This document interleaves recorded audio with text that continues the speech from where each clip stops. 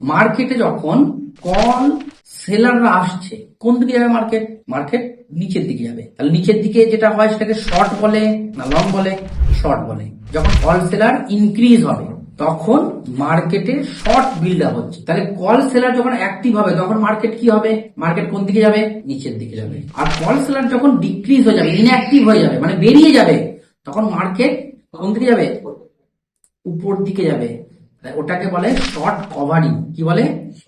আমরা দেখি না এক্সপায়ারি দিন যখন হিরো জিরো ট্রেড হয়, মার্কেট চটচট চটচট করে উপরে ওঠে। তাহলে আমরা হয়তো ভাবি যে মার্কেট যখন খুব দ্রুত উপরে উঠছে মানে পুট সেলার আসছে। না, পুট সেলার এসে মার্কেটকে অত স্পিডে নিয়ে যেতে পারবে না, ওখানে কল সেলাররা এক্সিট করে দিচ্ছে। তাহলে আমরা যে ডেটা থেকে কল সেলার এক্সিট হচ্ছে তখন মাইনাস লেখা আসবে। এখানে যেমন চেঞ্জ ইন ওয়াই আসছে প্লাস, তখন মাইনাস লেখা আসবে। তখন ভাববো কল সেলাররা কি হচ্ছে? এক্সিট হয়ে যাচ্ছে।